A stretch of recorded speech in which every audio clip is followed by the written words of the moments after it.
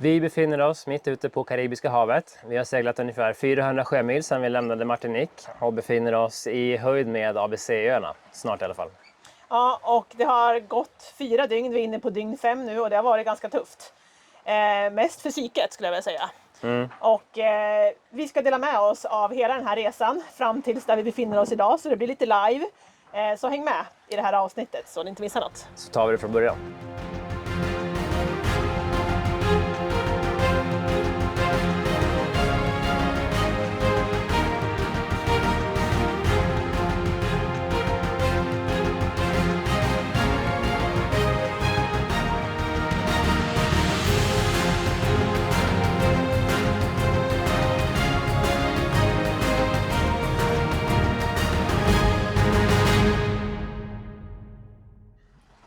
Vi har legat i Martinique nu i 5 månader, eller åtminstone båten.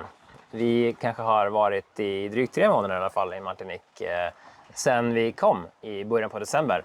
Och våran huvudvik, Ankarvik där, vår favorit har varit Sankt Ann då, på södra spetsen av Martinique. Det är en vik som skyddar bra mot de flesta vågriktningarna från Atlanten. Och vi har legat tryggt där och bra och solat och badat och haft det härligt. Rekupererat lite. Det mesta finns ju där runt omkring och ja, det har blivit som våran hemmabas. Men nu när vi inser att vi börjar göra oss redo, vi börjar känna oss redo för att segla mot Panama, så lämnar vi den viken och åker in mot Le Marin. Det är ännu längre in i viken så det är ännu mer skyddat, för Niklas ska upp i masten. Och vi har dessutom några vändor fram och tillbaka med jollen in till huvudbyn där som heter Le Marin då. Och där finns det åtminstone 3 större mataffärer och 5-6 stycken olika båttillbehörsbutiker då, som specialiserar sig på olika delar då. Och vi lämnar ju EU nu här och har ju en ganska lång resa framför oss, så vi lär ju vara ganska säkra på att vi har handlat så mycket mat och även tekniska prylar så att vi känner att vi klarar oss hela vägen över Stilla havet.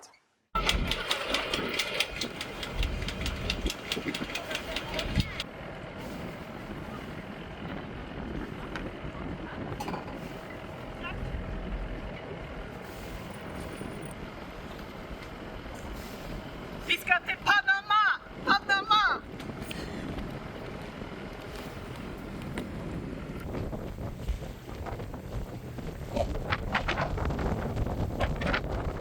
Nu är det sista förberedelserna här innan vi lämnar Martinique. Niklas är uppe i masten och försöker justera kamerorna som vi har installerat så att vi ska kunna se tydligt framåt vad som händer och få en överblick. Så just nu justerar han kameran som har riktat bakåt. Vi har bestämt oss för att vi vill ha 2 kameror framåt istället så att vi kan se mycket bättre och tydligare framåt.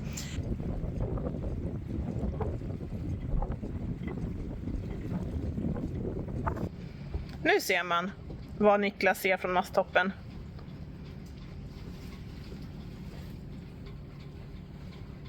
Jag har varit uppe och försökt justera kamerorna så att de ska peka i så bra riktning som möjligt. Det var ju lite offset först och det var lite glapp och det var lite skruvande hit och dit. Så. Men jag hoppas att vi ska få användning för de här nu. Och så ska man ju alltid kanske kika av ryggen också. Vi hade ju en schackel bland annat fram som hade gängat upp sig. Och det gäller ju att kolla att inte något sånt händer upp i masttoppen också då. Och att man inte ser några sprickor eller andra konstigheter, saker, typ sprintar som jag har åkt ur eller så. Är vi redo nu då? Nu är vi redo för att ta jollen in och handla multum. Redan när vi lämnade Sankt Ann så var vi rätt så pepp. Alltså vi hade egentligen gått och väntat hela sista veckan på att få åka. Det var ju såklart mycket förberedelser. Men känslan fanns ändå där att vi behöver nog komma iväg nu. Och eftersom att det också är ett El Niño-år så känns det som att vi har lite brådis kanske att komma fram till Panama, komma igenom och komma över Stilla havet då. Så vi satt lite som på nålar och det var nästan feststämning när vi hissade ankar då från Sankt Ann. Ja, och det var ju också andra gången vi liksom försökte ge oss iväg så att det kändes riktigt skönt att nu är vi på gång. Ja. Och Erik han var gullig och han ville hjälpa till och ta upp ankaret och han var också pepp på hela färden. Alla mådde väl ganska bra och var nöjda och glada. Nej, jag kör inte med.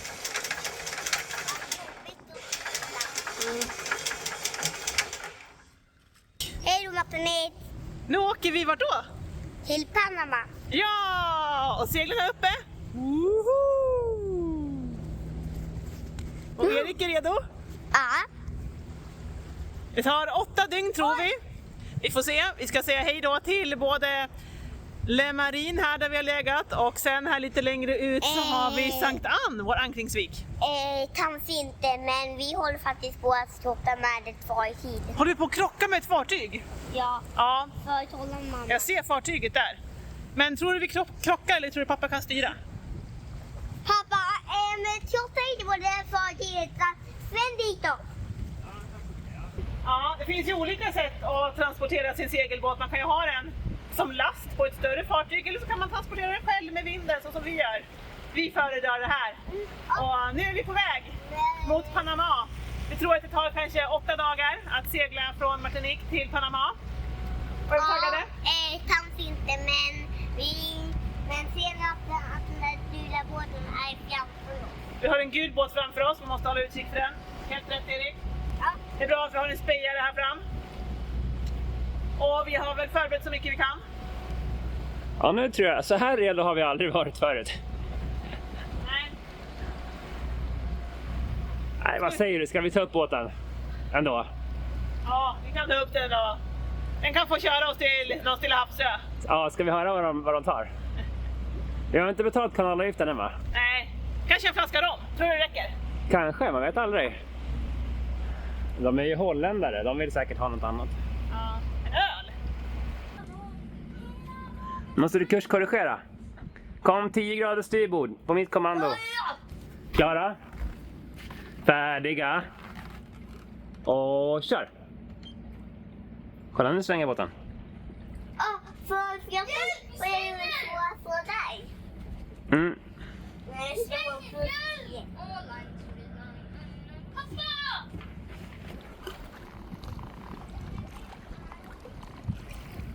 Ja, nu zigzaggar vi oss ut här mellan de röda och gröna för att ta oss ut från Martinique. Erik han tycker att det är kul, hjälper till att svänga, så han ropade nyss här. Vi har än så länge vind, vi rör oss framåt till 5 knop och vi får se hur mycket vågor det blir när vi kommer ut från ön här. Men solen skiner och jag är ganska nöjd och glad. Jag känner att det ska bli kul att gå ut och segla. Det var länge sedan vi seglade. Och det är ju alltid ett lugn som infinner sig när man är ute på havs. Så se vad vi ser för djur den här gången. Det brukar alltid vara någonting. Och någonting annat kanske också händer, vem vet. Någonting brukar hända. Det brukar inte bara vara lugnt och skönt. Men jag är i alla fall taggad och det ska bli så kul att komma fram till Panama och få den här seglingen på kanske 8 dagar.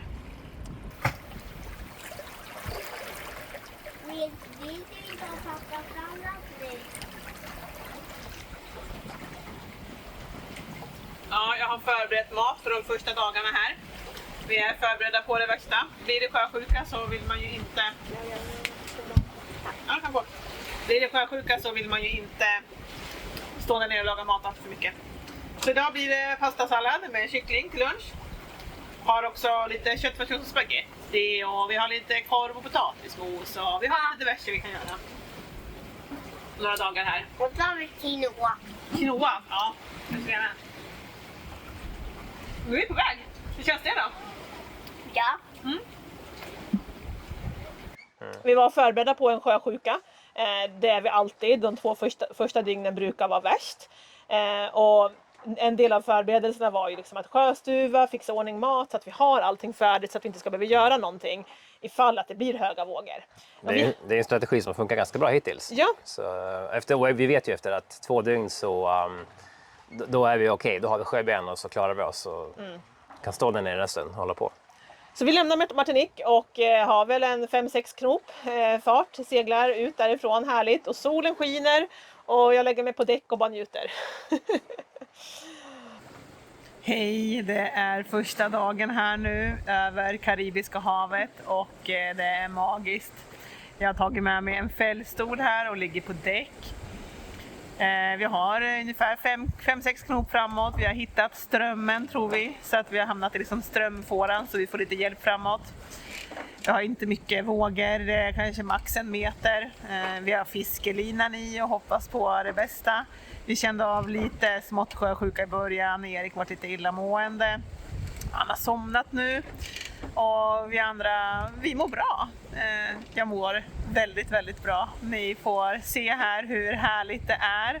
Jag ska försöka visa er hur det känns att ligga här på däck när solen skiner, vågorna och vinden susar härligt i luften och ja, det är magiskt. Häng med får ni se.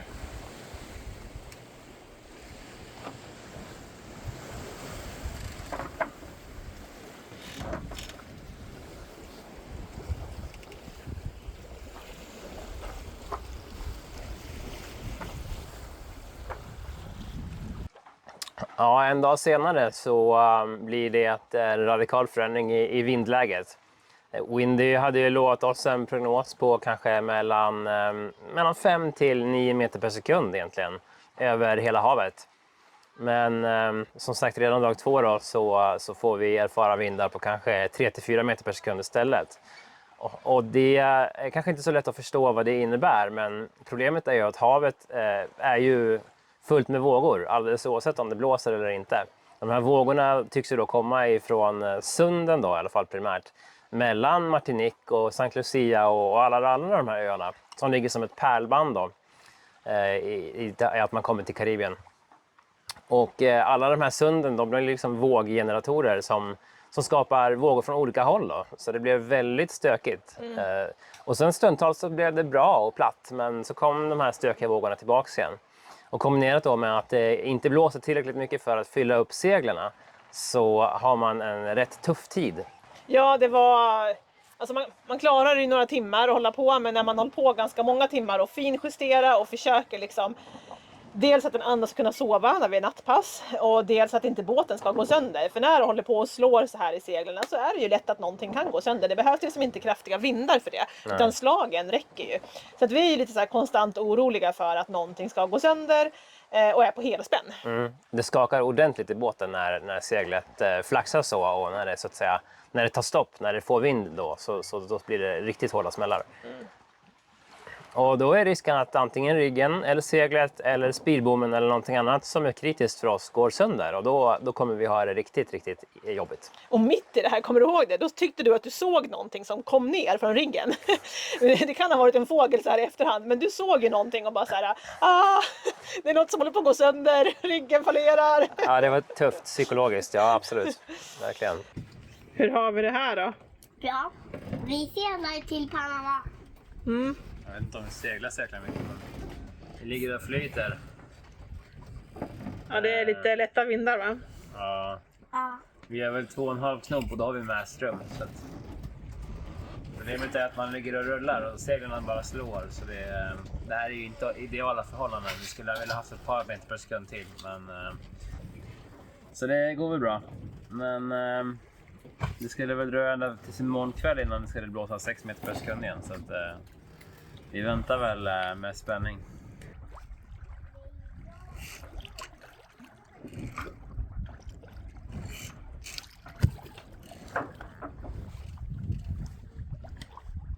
Gunget försvann.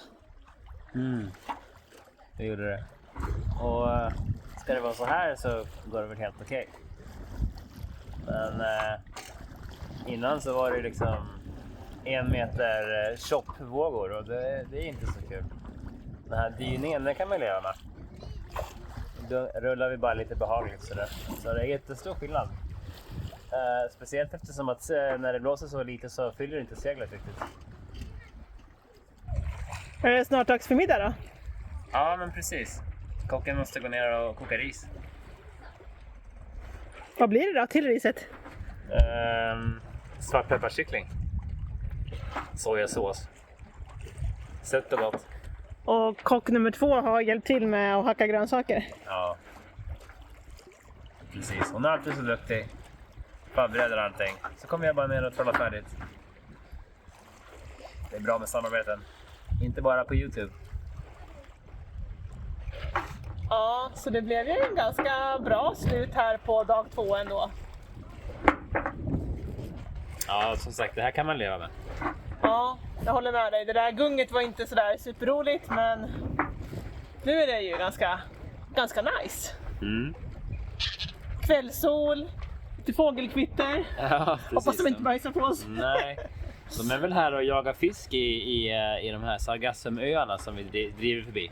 Det har varit ordentliga sargassumöar så vi har inte kunnat fiska så mycket, men vi har ju några dagar till på oss att fiska. Ja, Så vi hinner nog få en annan fisk också. man får slänga i kroken när det finns tillfällen. Och sen lika snabbt ta upp den igen. Något för mat? Ja. Jättesvårt att använda 2 bestick med den här. En skål. Ja, vi har ju kört skålar till barnen och jag och Niklas ett par tallrikar för att underlätta att vi inte får mat på golvet. Eller där vi får mat där maten ska vara. Men idag så rullar det inte så mycket så det är faktiskt ganska skönt att äta. Ja, och så äter vi middag nu. Vad tyckte du om middagen då? Den är en sallad. Kyckling med ris. Väldigt gott.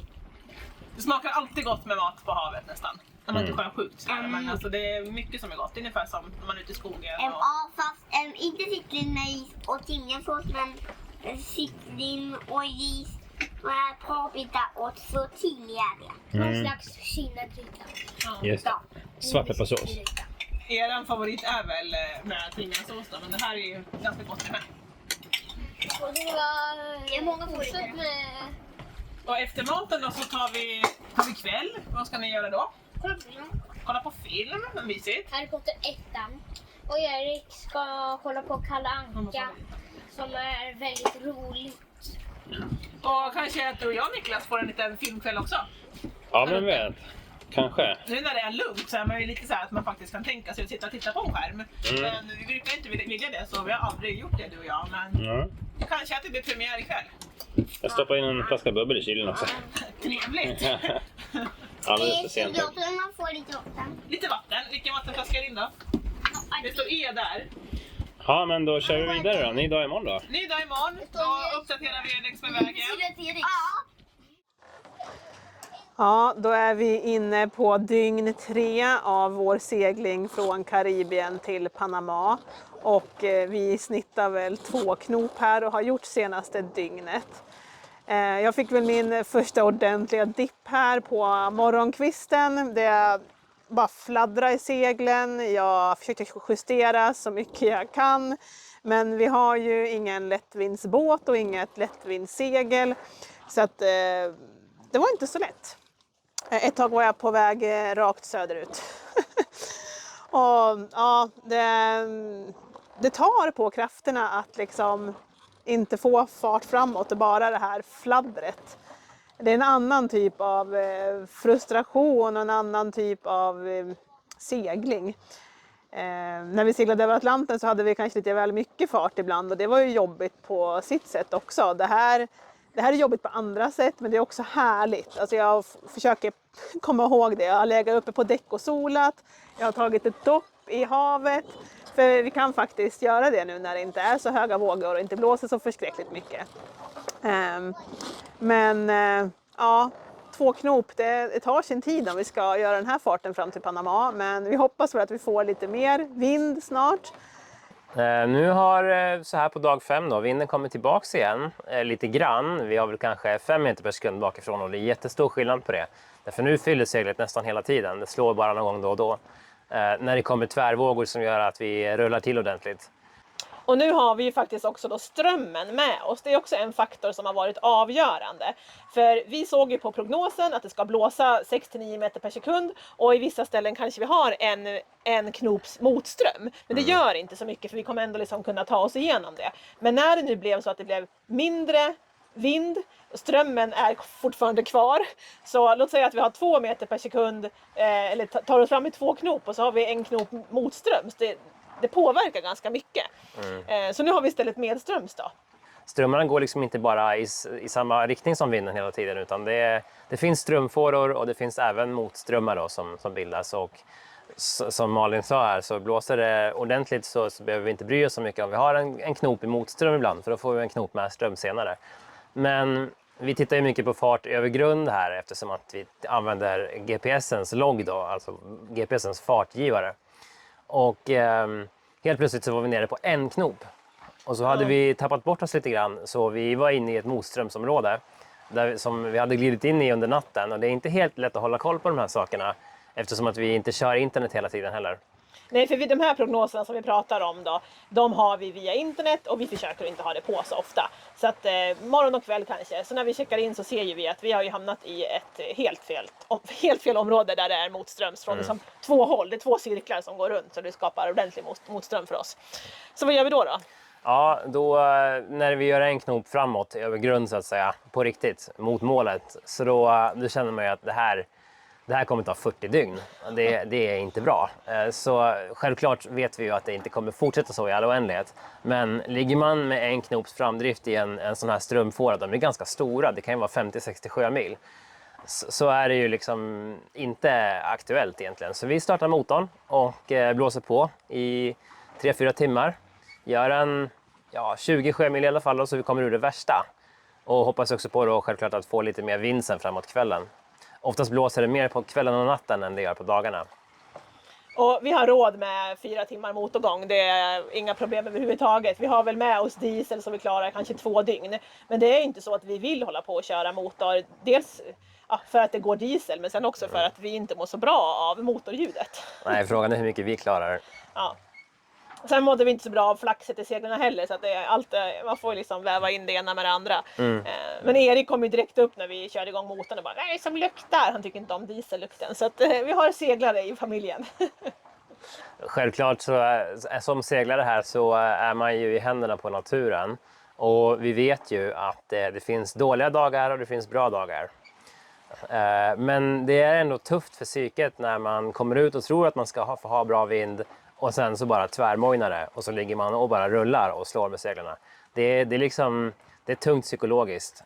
Och gudskelov så är vi ju igenom det nu. Ja. Genom det värsta. Och lärdomen, vi har ju lärt oss massa saker av det här, men någonstans så försöker vi förbereda barnen på vart är det vi ska, vad ska vi göra, hur lång tid tar det.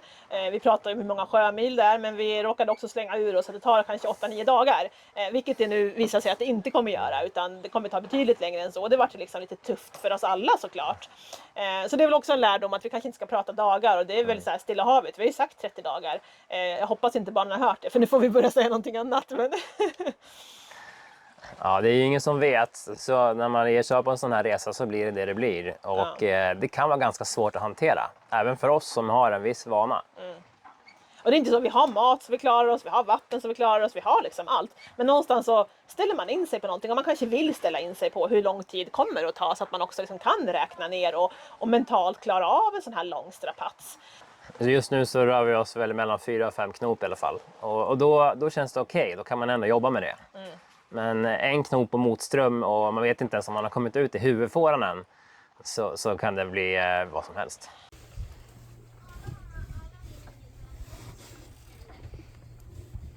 Sedan från under båten.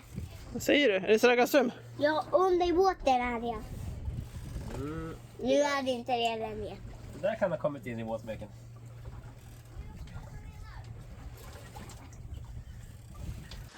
Ja, vi har ju också en hel del problem kan vi väl säga av sargassumet som finns här. Alltså det här flytande sjögräset som driver runt i stora klasar, i stora öar. Det ställer ju till det, inte kanske bara för fisket. För vi vill ju gärna fånga en fisk, men än så länge har det gått ganska dåligt. För vi får ju lov att tumma vår utrustning på sargassum i åtminstone Ett heltidsjobb. Ja, en gång i kvarten, 20 minuter, så får man ta upp grejerna och göra rent dem. Men det är inte bara det som sagt, utan det ställer ju också till det när man vill köra watermaker och även de här timmarna vi gick för motor, när vi hade ordentlig motström och ingen vind. Så är man ju hela tiden också mentalt oroad för att man ska få in det här sjögräset in i kylvattensystemet så att det slår stopp. Inte så att det är någon fara om det slår stopp här ute, så, men det är ändå någonting som man som sysselsättare får man fundera på. Det bidrar till den tunga bilden av att det inte blåser som det ska. Och här har det ju varit Sargassum, sånt här sjögräs till och från hela de här 5 dygnen. Så att det är inte så att vi har haft perioder utan det har varit hela tiden. Vi får väl se hur det fortsätter framåt, men ja, jag hade ju gärna sluppit det. Om jag fick bestämma själv, men det får man inte. Stilla havet, baby. Ja, precis. Lovar du? Det blir nog plastpåsar istället där. Ja, risken är väl det. Men på tal om Stilla havet så är det också någonting vi har funderat mycket på nu när det har varit lugnt och stilla här. Du var inne lite på det att det är ett El Niño-år, vilket betyder att det är ganska lugna vindar och då blir vi så här, kommer vi liksom gå igenom det här en gång till över Stilla havet? Så på ett sätt är det ju en förberedelse för vad som komma skall. På ett annat sätt så är vi så här, hur mycket orkar man? 4000 sjömil i 2 knop. Kanske inte. Nej, kanske inte. Så att, och vi ska läsa på mer om den här El Niñon. När är det som så att den liksom avtar? För det kan ju vara så att när vi kommer fram här, det blir maj, innan vi kan ta oss igenom. Ja, börjar den svaga ur ordentligt då? Eller ja, vi vet inte riktigt. Nej, det är mycket vi inte vet. Ja, Man får ta en grej i taget. ta en dag i taget. Så får vi hoppas att vi kommer fram. Ja. Antagligen är vi inte framme innan nästa söndag i alla fall. Så det kommer väl en till uppdatering till havs. Så hoppas vi att ni gillar den här check-in-typen av avsnitt. Det blir inte så skriptat kanske. Det blir lite som det blir, men det är live. Ni följer med oss här ute och vi delar det på en gång. Hoppas att det funkar för er. Ja, och uppskattar ni det så får ni hemskt gärna prenumerera på våran kanal. Vi vet att det är många som kollar men inte alla som prenumererar, så det är bara att klicka på prenumerationsknappen och skriv jättegärna en kommentar också om ni gillar de här uppdateringarna. Vi tycker att det är roligt att läsa, kanske vi har någonting att göra här på nattpassen, läsa era kommentarer, så att det tar vi tacksamt emot. Så önskar vi er en härlig söndag, så ska vi fortsätta att segla här, så syns vi kanske nästa söndag. Ja, vi har inte mycket bättre för oss. Nej. Ha det gott! Hej då!